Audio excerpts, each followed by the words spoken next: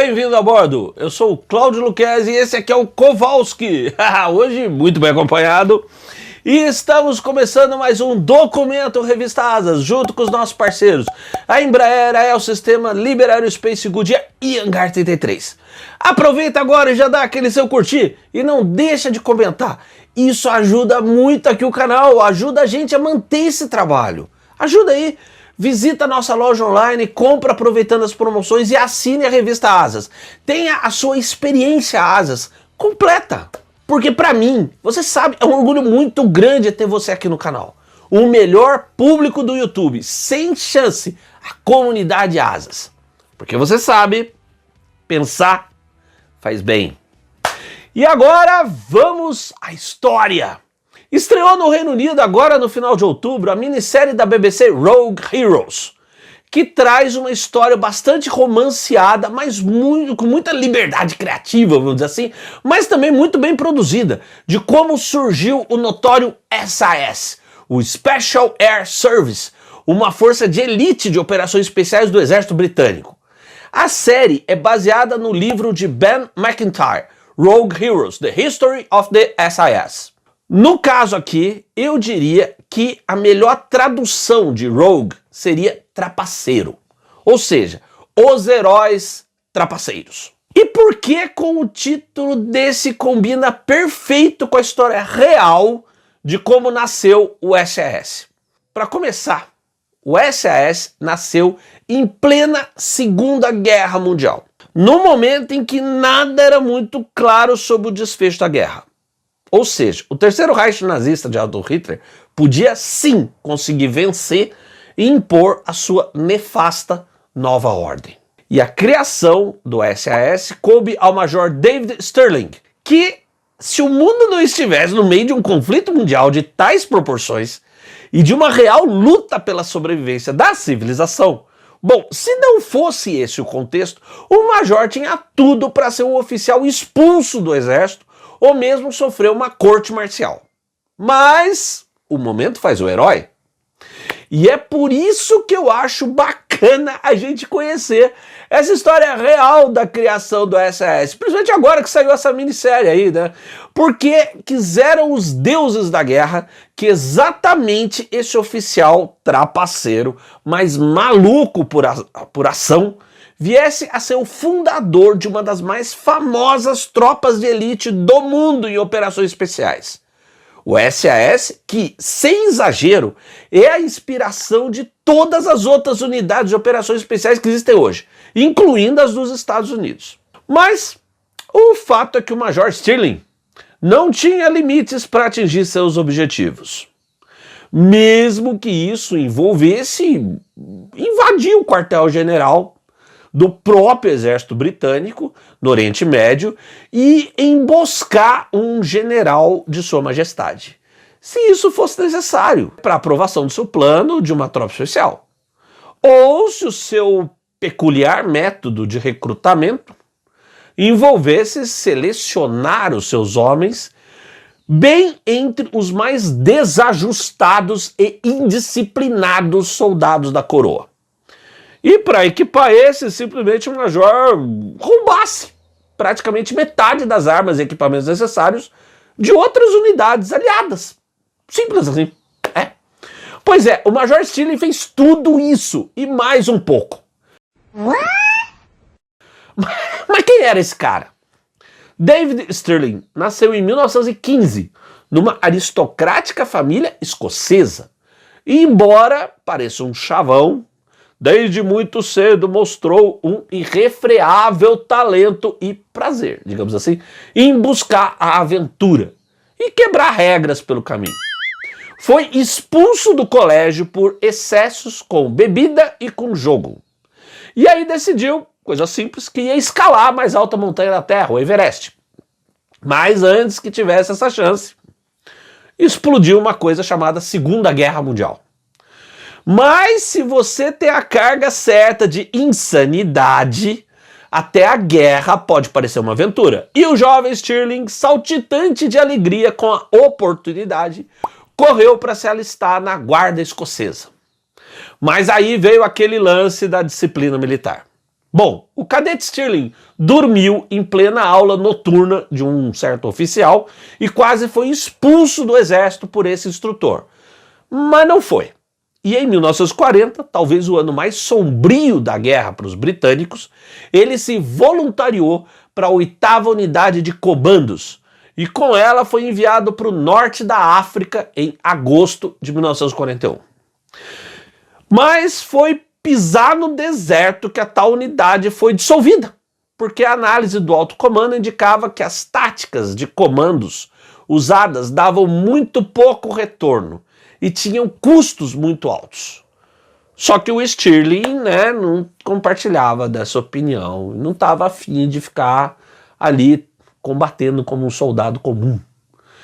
E se tem um mundo burocrático e regido por regras, é o mundo militar.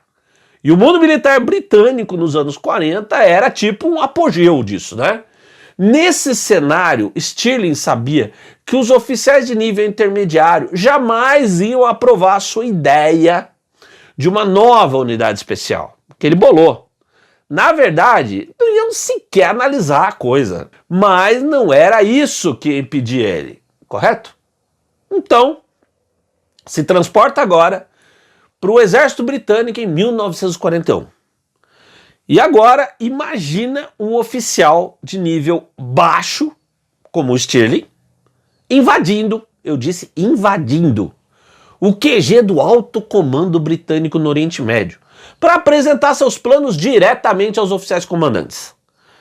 Bom, os guardas o descobriram se esgueirando e rolou uma perseguição dentro do QG, coisa de desenho da Pantera Cor-de-Rosa, tá? Isso mesmo, os guardas correndo atrás do Stirling dentro do prédio. E ele na fuga entrou no primeiro escritório que encontrou com a porta destrancada. Cara, que cena, né? E quem tava ali? Haha, aquele instrutor em que ele dormiu na aula e que quase o expulsou do exército. Sério.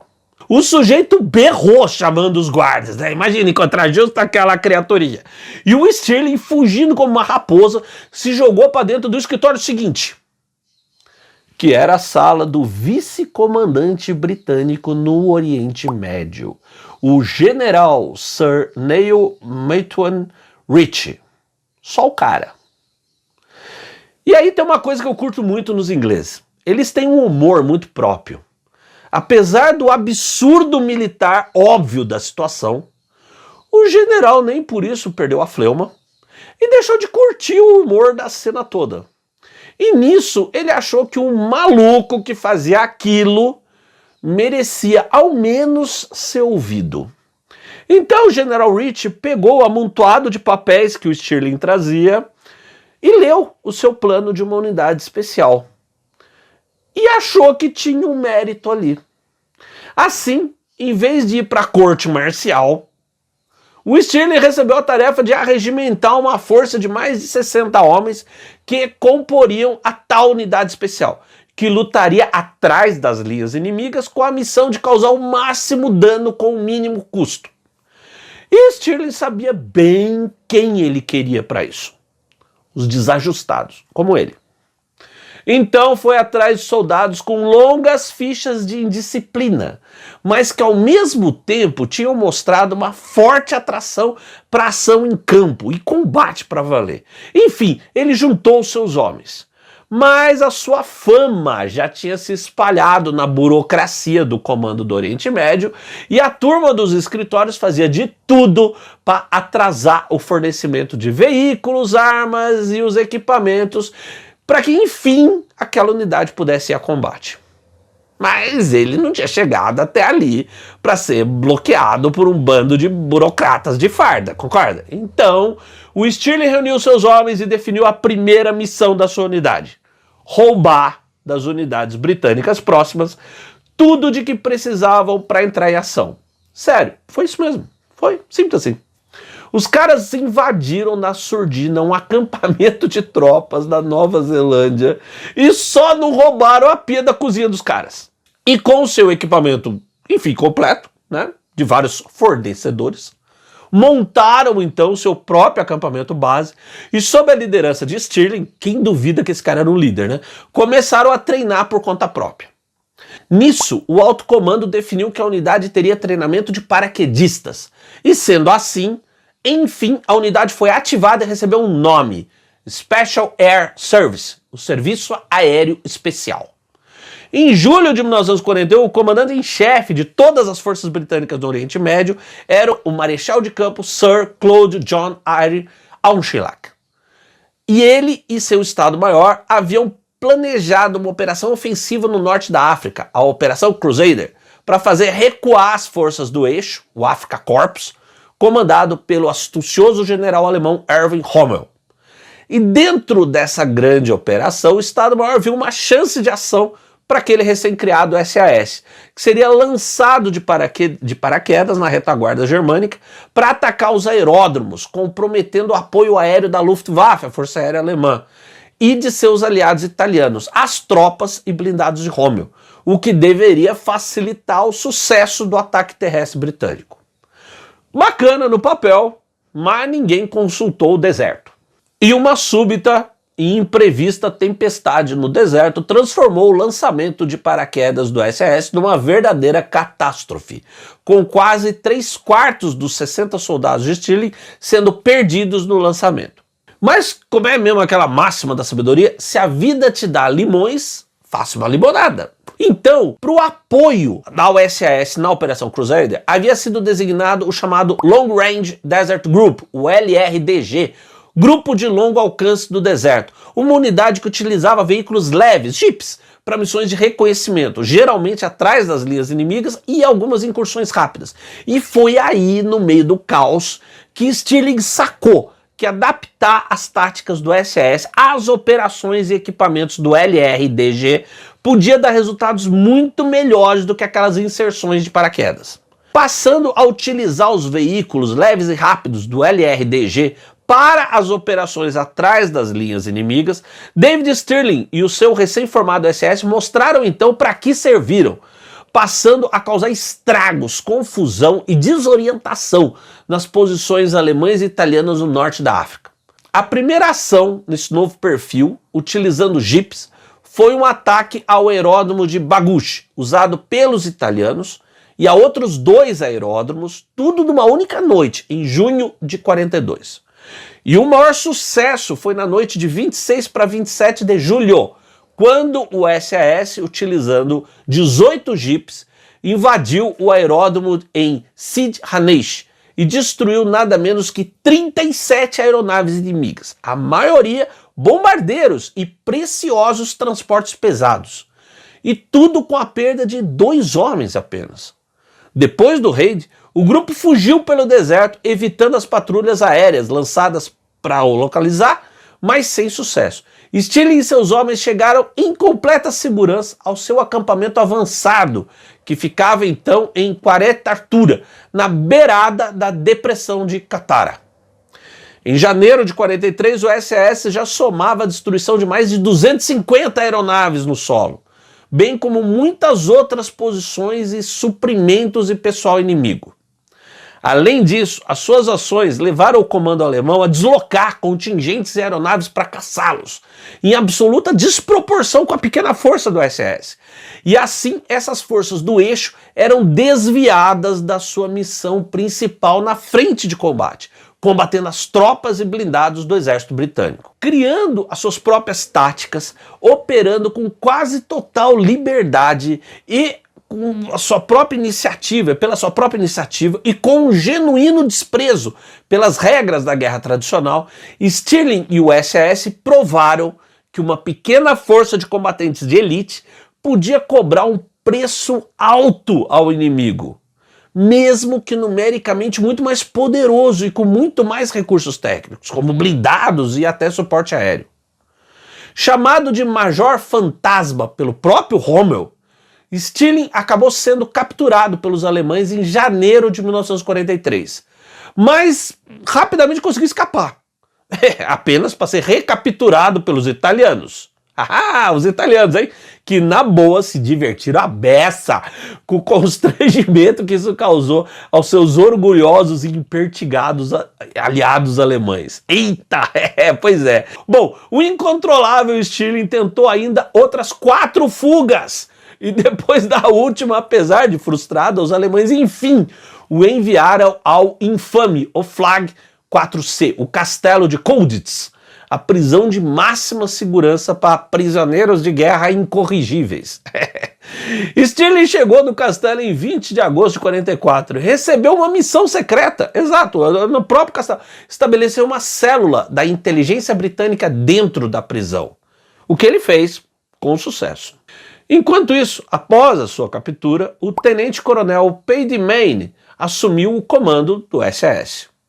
Com o fim da guerra e a sua passagem para a reserva regular em 1947, David Stirling passou a atuar no fornecimento de armas britânicas e militares, leia-se mercenários, a outros países para operações de política externa privatizada. E acabou criando uma das primeiras empresas militares privadas, a Watchguard International Limited. E se envolveu até em uma tentativa fracassada de derrubar o ditador líbio Muammar Gaddafi, ali por 1970. O cara simplesmente não tinha limite, tá ligado? Na década de 70 ele se envolveu num monte de histórias controversas e organizações secretas mais controversas ainda. Por outro lado, como cada ser humano é complexo e como o homem é complexo, né? Fala sério. Cara, é muito difícil entender as pessoas. Esse mesmo Stirling de contratos de mercenários e de organizações secretas, não muito lícitas, digamos assim, esse mesmo cara fundou em 1949 a Capricorn Africa Society, uma sociedade para promover uma África livre da discriminação racial. Com seu valor reconhecido com numerosas condecorações e distinções, o tenente-coronel Sir Archibald David Stirling faleceu em 4 de novembro de 1990, aos 74 anos. No SS atual, ele e os seus companheiros de combate no norte da África são chamados com distinção de os originais. O fato é certo. Se Stirling nunca tivesse infringido as regras e desprezado a tradicional hierarquia militar britânica, o SS talvez nunca tivesse existido. E com ele toda uma nova forma de fazer a guerra. Foi o próprio Stirling quem cunhou a frase que até hoje é o lema do SS. Who dares wins. Quem ousa, vence. E para encerrar o nosso vídeo sobre o criador do SAS, vai aqui a descrição que o marechal de campo Bernard Law Montgomery fez sobre Stirling. Tá pronto para ouvir? Louco, simplesmente louco. Disse tudo. Essa foi a incrível história de David Stirling e de como ele criou o SAS, que você conheceu aqui no canal da revista Asas, comigo e com o Kowalski, o melhor da aviação e sua história e cultura no YouTube. Um grande abraço e até o próximo voo.